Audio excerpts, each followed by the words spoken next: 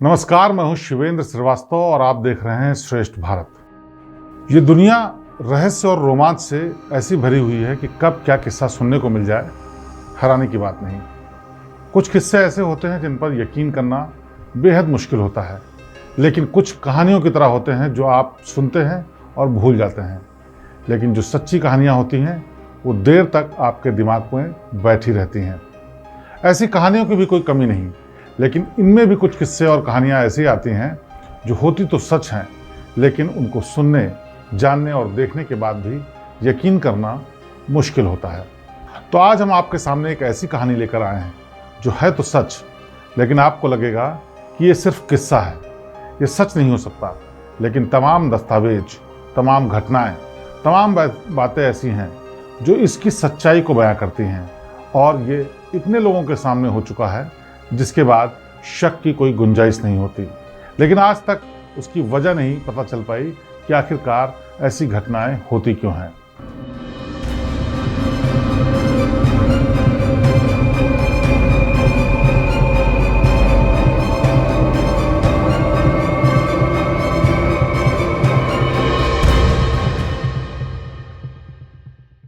तो इस कहानी के बारे में आपको बताएं उससे पहले पीछे की पृष्ठभूमि बता देते हैं। ये मामला उस वक्त का है जब दुनिया में वर्ल्ड वॉर 2 चल रहा था, यानी विश्व युद्ध द्वितीय चल रहा था और हर तरफ माहौल बिगड़ा हुआ था। जो देश इसमें शामिल थे वहाँ की शांति भंग हो चुकी थी, और जो देश नहीं शामिल थे उनमें भी इसका असर देखा जा सकता था। ऐसे में एंटरटेनमेंट के लिए तमाम जो तरीके थे वो दुनिया वाले नहीं अपना पा रहे थे, लेकिन फिर भी एक बहुत बेसिक सा पुराना अंग्रेज़ों के ज़माने का तरीका हमेशा अपनाते थे कि लोग शाम के वक्त रेस्टोरेंट्स में जाते थे, क्लब्स में जाते थे, पार्टी में जाते थे और हर उस गम को भूल जाना चाहते थे जो कि वर्ल्ड वॉर 2 की वजह से लोगों के जहन में छाया हुआ था। लंदन में एक जगह है नॉर्थ यॉर्कशायर, बड़ी मशहूर जगह है, लेकिन वर्ल्ड वॉर 2 के वक्त ये पूरी तरह से प्रभावित थी। वहाँ के लोग भी काफ़ी परेशान रहते थे, अंदेशा रहता था कि किस वक्त धमाका हो जाए, किस वक्त असर आ जाए युद्ध का और वो सब कुछ अपना गंवा बैठे। लेकिन उसके बीच में भी लोग तमाम तरीके की अपनी दुनिया की चीज़ें, दुनियादारी की चीज़ें कर रहे थे। बिजनेस, नौकरियां, बाहर निकलने का काम, शॉपिंग का काम, वो सब कर रहे थे। इस युद्ध में शामिल तमाम ऐसे सैनिक भी थे जो जिस वक्त युद्ध नहीं चल रहा होता था या थोड़ी सी शांति होती थी, अपना मन बहलाने के लिए कहीं ना कहीं जाते थे, किसी रेस्टोरेंट में, किसी म्यूजिक कंसर्ट में या किसी प्रोग्राम में, या कहीं कुछ अपना मन पसंदीदा कार्यक्रम देखने के लिए पहुंच जाते थे। नॉर्थ यॉर्कशायर में एक रेस्टोरेंट था, वहां पर अचानक से जब लोगों की आवाजाही ज़्यादा बढ़ गई तो उसने अपने रेस्टोरेंट को रेनोवेट करने की सोची, और इस ख्याल के साथ उसने तमाम बदलाव अपने रेस्टोरेंट में किए।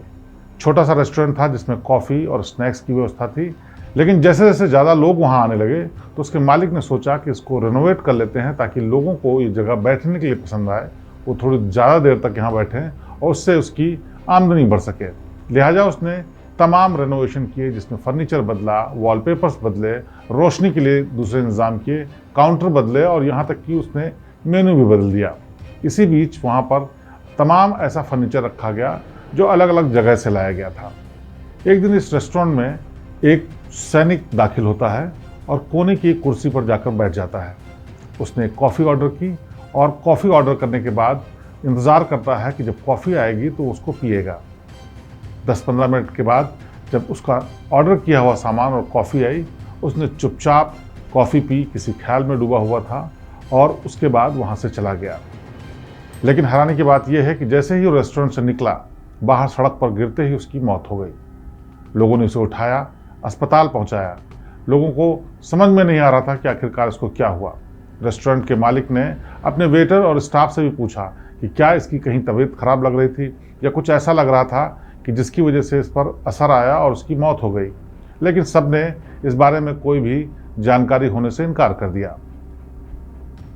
बात आई गई हो गई, जांच हुई और उसके बाद सैनिक के परिवार को उसका शव सौंप दिया गया। पोस्टमार्टम में भी कोई ऐसी बात नहीं आई, लिहाजा परिवार वालों ने भी जांच के लिए कोई जोर नहीं दिया और उन्होंने अंतिम संस्कार कर दिया। उसके चंद दिनों के बाद एक बार फिर से उस रेस्टोरेंट में रौनक वापस आ गई थी। घटना को लोग भूल चुके थे। उसी दौरान एक शख्स फिर से उसी रेस्टोरेंट में दाखिल होता है। अकेला शख्स था, हालांकि उसके साथ कुछ लोग और थे, लेकिन अकेले शख्स ने रेस्टोरेंट के बाहर ही उन लोगों को विदा किया और उसके बाद रेस्टोरेंट में दाखिल होने के बाद उसने कुछ खाने पीने का सामान ऑर्डर किया और चुपचाप कोने की एक कुर्सी पर जाकर बैठ गया। ऑर्डर आता इससे पहले ही लोगों ने देखा कि उसकी तबीयत बिगड़ रही है और वो वहीं पर गश खाकर गिर गया। आन फान में डॉक्टर बुलाए गए, एम्बुलेंस का इंतजाम किया गया, अस्पताल भेजा गया, लेकिन उसकी जान जा चुकी थी। अब रेस्टोरेंट का मालिक हैरान हो रहा था कि आखिरकार क्यों ऐसा हो रहा है। क्या किसी ने कोई झाड़ फूंक कर दी है? क्या कोई यहाँ पर दैवी आपदा आने वाली है या फिर कुछ और बात है? लेकिन किसी को कुछ समझ में नहीं आ रहा था। बहरहाल इस घटना को भी कुछ दिन में भुला दिया गया और फिर से उसका रेस्टोरेंट चलने लगा। लेकिन एक दिन एक महिला फिर से वहाँ दाखिल होती है अपने बच्चों के साथ। बच्चे उसके खेल रहे होते हैं और वो महिला आकर के कोने में उसी जगह पर बैठती है और खाने पीने के लिए ऑर्डर देने के बाद इंतज़ार करती है। ऑर्डर आता है, बच्चे और महिला सब खाने पीने के बाद वहाँ से चले जाते हैं। महिला चूँकि पास की ही रहने वाली थी, लिहाजा रेस्टोरेंट का चलाने वाला मालिक उसको जानता था। उसने संशय भरी निगाहों से ज़रूर देखा, लेकिन उसने कुछ कहा नहीं और वो महिला अपने बच्चों के साथ वापस चली गई। शाम को जब रेस्टोरेंट बंद करके वो अपने घर पहुंचा तो उसकी पत्नी ने उसको बताया कि उसके पड़ोस में जो रोज़ी रहती थी उसकी मौत हो गई। ये सुनने के बाद पीटर, जो कि उस रेस्टोरेंट का मालिक था, वो बेहद हैरान हो गया।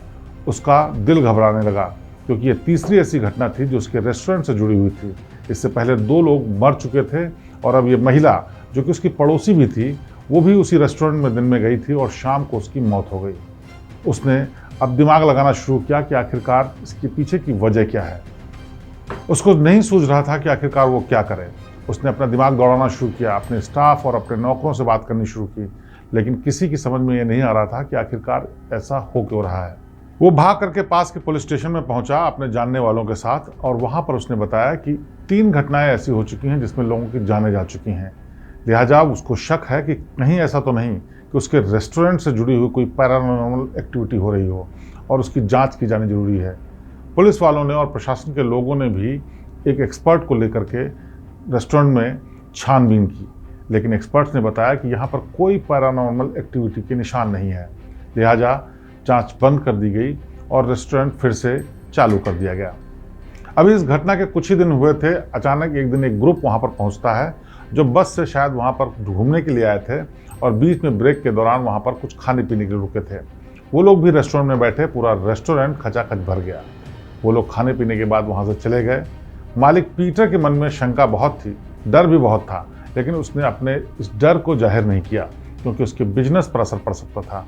लिहाजा उसने कुछ भी नहीं बोला। जब सब लोग चले गए, वो इस बात का इंतज़ार कर रहा था, इस बात से डर रहा था कि कहीं कोई बुरी खबर उस तक न पहुँचे। अभी वो इंतज़ार ही कर रहा था, तब तक उसका स्टाफ दौड़ता हुआ बाहर से आया। उसने कहा ग्रुप में से एक शख्स बस के बाहर ही गिर करके मर चुका है।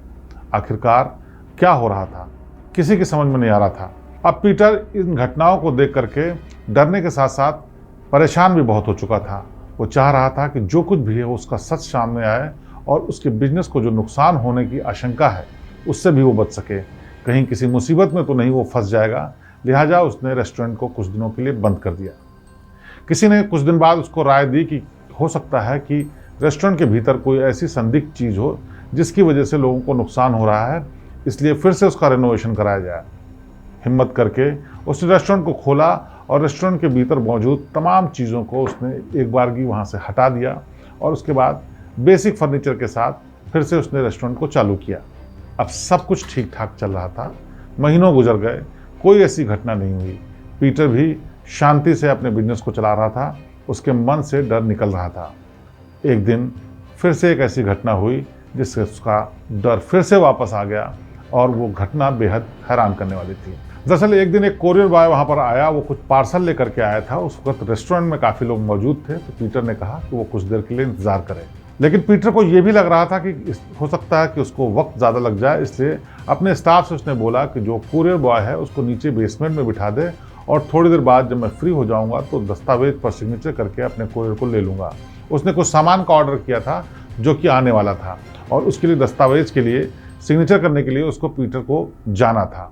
आधा घंटे के बाद जब पीटर बेसमेंट में उस लड़के के पास पहुंचा जो कोरियर देने के लिए आया था, तो उसने देखा कि वो लड़का मर गया है और वो मरी हुई हालत में कुर्सी पर बैठा हुआ है। अब उसका दिमाग पूरी तरह से घूम चुका था, क्योंकि वो लगातार ऐसी घटनाएं हो रही थी जो कि उसको हैरान कर रही थी। उसने पूरा फर्नीचर भी बदल दिया था, सेटअप बदल दिया था, फिर भी मौतों का सिलसिला रुक नहीं रहा था। अब लेकिन एक शक उसके दिमाग में बैठ गया कि क्या इन मौतों का रहस्य उस कुर्सी से जुड़ा हुआ है जिस कुर्सी पर एक शख्स बैठा हुआ है। क्योंकि उसने अपने कैमरे में भी देखा कि जब कोरियर वाला लड़का बेसमेंट में गया तो उसने कोई हरकत नहीं की, सीधे जा करके कुर्सी पर बैठ गया, अपने कागजातों को देख रहा था, इधर उधर देख रहा था, लेकिन उसने कोई ऐसी हरकत नहीं की जिससे कि लगे कि कोई उसको नुकसान हुआ होगा, जिसकी वजह से उसको मौत हो गई होगी। अब सारे शक का फोकस उस कुर्सी पर आ गया जिस कुर्सी पर वो शख्स जाकर बैठा था। आनंद फानन में पीटर ने उस कुर्सी को बेसमेंट में एक कोने में रखवा दिया, जिससे कि किसी भी तरीके से वहां तक कोई पहुंच ना सके, और फिर से एक बार हिम्मत जुटाने लगा कि अपने बिजनेस को चला सके। लेकिन इस बार उसकी किस्मत ने और हालात ने साथ नहीं दिया। उस रेस्टोरेंट को उसको बंद करना पड़ा, क्योंकि इन मौतों की खबर मीडिया में भी आ चुकी थी, लोग भी जान चुके थे और लोगों के भीतर डर बैठ चुका था। लोग रेस्टोरेंट में आना कम कर चुके थे, लिहाजा पीटर का बिजनेस चलने की कोई संभावना नहीं बची थी। उसने रेस्टोरेंट में ताला डाला, बेसमेंट को बंद किया और अपने घर पर दूसरा काम करने लगा। लगभग 1 महीने के बाद किसी शख्स ने उससे संपर्क किया कि क्या वो उस रेस्टोरेंट की जगह को किराए पर दे सकता है ताकि वो अपना बिजनेस चला सके। पीटर के लिए इससे बढ़िया बात क्या हो सकती थी, क्योंकि रेस्टोरेंट बंद करने के बाद उसकी माली हालत वैसे भी खराब हो रही थी। वो वहाँ पर कोई भी बिजनेस करना नहीं चाहता था। ऐसे में अगर कोई उसके रेस्टोरेंट की जगह को किराए पर लेकर चलाना चाहता है तो उसको आमदनी हो सकती थी और उस झंझट से हमेशा के लिए छुटकारा भी मिल सकता था। उसने खुशी खुशी हामी भर दी और उसके बाद रेस्टोरेंट वाली जगह को किराए के लिए दे दिया।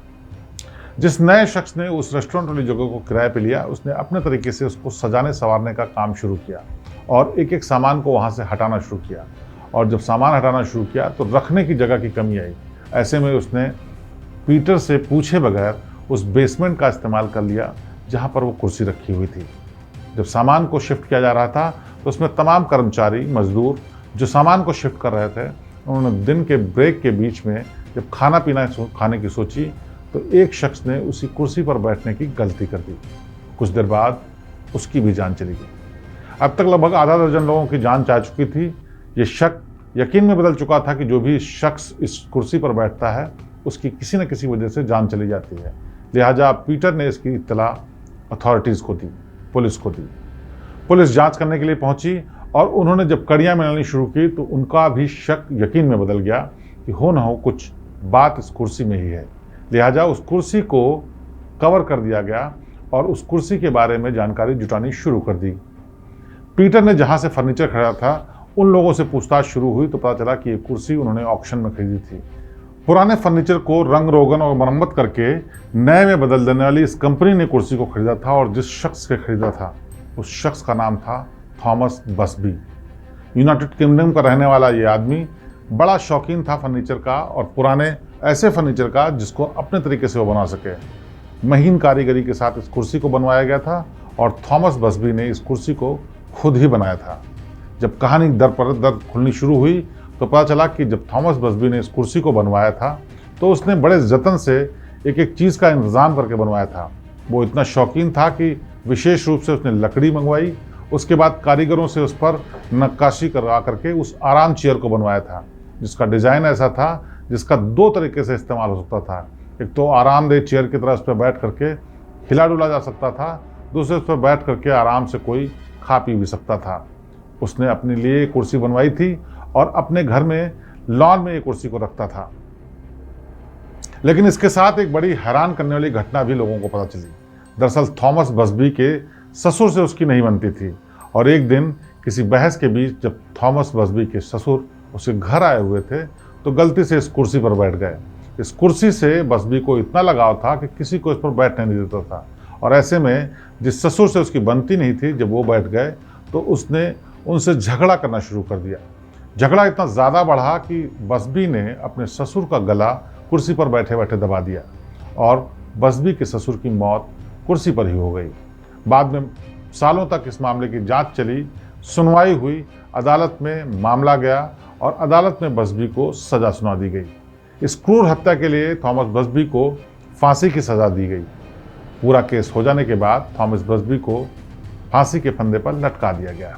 कहते हैं कि जिस वक्त थॉमस बसबी को फांसी के फंदे पर ले जाया जा रहा था, उसने जल्लादों को बताया कि मैं श्राप देता हूं कि जो भी इस कुर्सी पर बैठेगा वो जिंदा नहीं बचेगा। और इसी श्राप का शायद असर था कि उसके बाद जो भी शख्स इस कुर्सी पर बैठता था उसकी मौत हो जाती थी। लोगों ने शुरुआत में इस पर यकीन नहीं किया, लेकिन कुर्सी बसबी के घर में ही रही। बसबी के कोई घर में ज़्यादा लोग नहीं थे, इसलिए मरने के बाद भी, उसकी फांसी के बाद भी, ससुर की मौत के बाद भी लोग इस कुर्सी के आसपास नहीं जाते थे, क्योंकि उनको एक इमोशनल शॉक लगता था इस कुर्सी को देखकर। लिहाजा उसके रिश्तेदारों ने और आसपास के लोगों ने भी इस कुर्सी का इस्तेमाल कभी नहीं किया। कबाड़ खाने में कुर्सी चली गई, लेकिन जब इस कंपनी ने इस कुर्सी को खरीदा, पुराने फर्नीचर के तौर पर उसको रिपेयर किया, उसके बाद फिर से एक बार ये कुर्सी अस्तित्व में आई, जिसको पीटर ने अपने रेस्टोरेंट के लिए खरीदा और अपने यहाँ उसने एक आरामदेह चेयर की तरह किनारे डाल दिया, ताकि तसल्ली से, शांति से उसके रेस्टोरेंट में जो भी आए वो वहाँ बैठ करके खा पी सके। लेकिन वो कुर्सी इतनी अभिशापित थी कि इस पर जो भी बैठ रहा था उसकी मौत हो जा रही थी। शुरुआत में कई ऐसे केस आने के बाद कुर्सी पर जो भी बैठता है उसकी मौत हो जाती है। इसके बावजूद भी प्रशासन और अथॉरिटीज ने इन दलीलों पर यकीन नहीं किया। उन्होंने कहा ये सिर्फ अंधविश्वास की बातें हैं। लेकिन धीरे धीरे कई ऐसे केसेस आगे भी आते रहे, जिसके बाद प्रशासन को भी यह मानना पड़ा कि ये कुर्सी कुछ न कुछ अभिशप्त है। एक बार एक इंजीनियर आराम करने के लिए इस कुर्सी पर बैठ गया, तो वहाँ से उठते ही जैसे ही वो अपनी गाड़ी से जा रहा था, उसकी गाड़ी का एक्सीडेंट हो गया और उसकी मौके पर ही मौत हो गई। कहते ये हैं कि जिस वक्त वो ड्राइव कर रहा था, बेहद शांत और सुनसान रास्ते पर जा रहा था। एक्सीडेंट की कोई गुंजाइश नहीं थी, किसी तरह से सामने भी गाड़ी नहीं आ रही थी, लेकिन उसकी गाड़ी एक सिंगल पोर्ट से टकरा गई और उसकी मौके पर ही मौत हो गई। टक्कर इतनी ज़बरदस्त थी कि उसकी गाड़ी भी पूरी तरह से क्षतिग्रस्त हो गई। और इसके बाद जो अफवाहों का सिलसिला था, जो बेयकीनी की बातें थी, वो यकीन में बदल गई और इस कुर्सी से लोगों ने पूरा ही किनारा कर दिया। लेकिन इस कुर्सी के अस्तित्व में आने के बाद से जब तक इस कुर्सी के बारे में लोगों के विचार एकदम पुख्ता नहीं हो गए, तब तक 63 मौतें हो चुकी थी। ये बहुत बड़ी संख्या थी। देश की मीडिया के लिए भी ये चर्चा का विषय बन गया, लोगों के लिए शोध का विषय बन गया। लेकिन कोई इंजीनियर, कोई साइंटिस्ट इस पर शोध भी नहीं करना चाहता था कि आखिरकार इस कुर्सी में क्या है। आखिर में तमाम लोगों ने इस बात को मान लिया कि ज़रूर ये कुर्सी अभिशप्त है और इसको किसी भी तरीके से लोगों की पहुंच से दूर करने का फैसला कर लिया गया। यूनाइटेड किंगडम की सरकार तक भी ये मामला पहुंचा और वहां पर संसद में भी इस कुर्सी को लेकर चर्चा हुई। एक मामूली सी कुर्सी जिसके बारे में संसद में चर्चा की गई कि ये लोगों की जान के लिए खतरा है। ऐसे में इस कुर्सी के लिए क्या किया जाए? बहुत सारे सुझाव आए। किसी ने बोला कि इसमें आग लगा दी जाए, किसी ने बोला इसको डिसमेंटल यानी तोड़ फोड़ दिया जाए, किसी ने बोला इसको ज़मीन के अंदर गाड़ दिया जाए। लेकिन आखिरकार इसको करे कौन, ये बड़ा सवाल था। मौतें इतनी ज़्यादा हो चुकी थी कि कोई भी ऐसा रिस्क नहीं लेना चाहता था। ना तो कोई इसको हाथ लगाना चाहता था और ना ही चाहता था कि इसको नष्ट करने में उसका किसी भी तरीके का रोल हो, क्योंकि सबको अपनी जान का डर सता रहा था। आखिरकार इसका फैसला ये किया गया कि इस कुर्सी को सुरक्षित किसी ऐसी जगह पर रखा जाए जिससे कि लोगों तक उसकी पहुंच ना हो, कोई इस पर जाकर गलती से भी नहीं बैठ सके। इसके लिए तय किया गया कि इस कुर्सी को म्यूजियम में रख दिया जाए, क्योंकि लोगों की जिज्ञासा इस बात पर थी कि क्या वाकई ये कुर्सी इतनी अभिशप्त है। लोगों की जिज्ञासा इस बात पर भी थी कि क्या कोई पैरानॉर्मल एक्टिविटी है या फिर क्या है इस कुर्सी का रहस्य। लिहाजा जब यूनाइटेड किंगडम की सरकार ने तय किया तो उस कुर्सी को वहाँ के एक संग्रहालय में भेज दिया गया। ये कुर्सी आज भी लंदन के थर्कस म्यूजियम में रखी हुई है। या यूँ कहें रखी नहीं हुई है, इसको टांग कर रखा गया है। ज़मीन से करीब 6 फुट ऊपर इसको रस्सी से बांध कर लटकाया गया है, ताकि गलती से भी इसको कोई इस्तेमाल ना कर सके, इस पर बैठ ना सके। इसका एंगल ऐसे रखा गया है कि देखने वाले भी लोग दूर से ही देख सकें। इसके बाहर शीशे की एक दीवार लगा दी गई, जिससे कि गलती से भी कोई इसको छू ना सके। और लोग हज़ारों की संख्या में आज भी इसको देखने के लिए आते हैं, क्योंकि लोगों को आज भी यकीन नहीं होता कि ये वही कातिल कुर्सी है। इस पर जो भी बैठा उसकी मौत हो गई। 63 का आंकड़ा इतना बड़ा आंकड़ा होता है कि पूरे देश को हिलाने के लिए काफ़ी है, और एक कुर्सी पर बैठने से मौतें होने लगें तो यह और हैरान करने वाली बात है। लेकिन ये कहानी सच्ची है और आज भी इस कुर्सी को लोग थरकस संग्रहालय में देखने के लिए जाते हैं। संग्रहालय में रखने से पहले इस कुर्सी को नष्ट करने के भी दूसरे तरीके इस्तेमाल किए गए।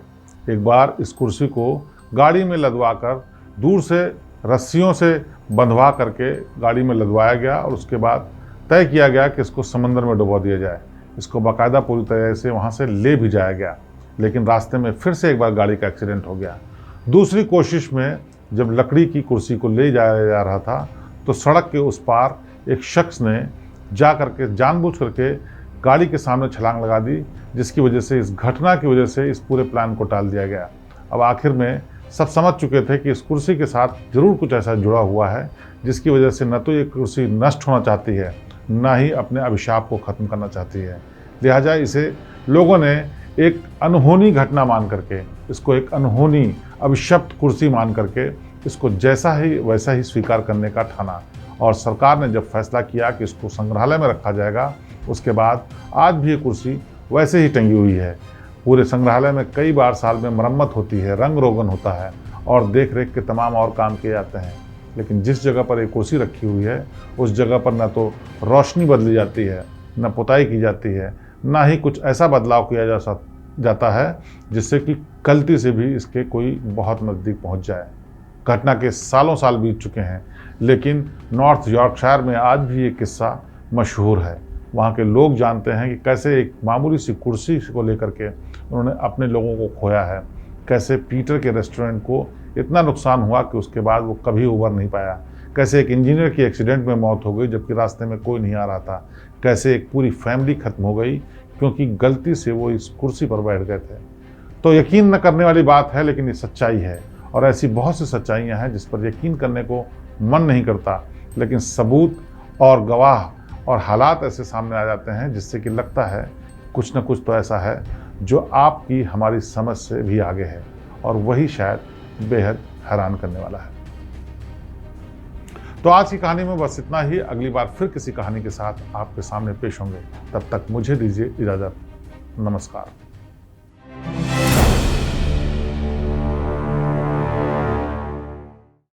श्रेष्ठ भारत पर खबरों से जुड़े रहने के लिए चैनल को सब्सक्राइब करें, बेल आइकन दबाएं और देखते रहें श्रेष्ठ भारत।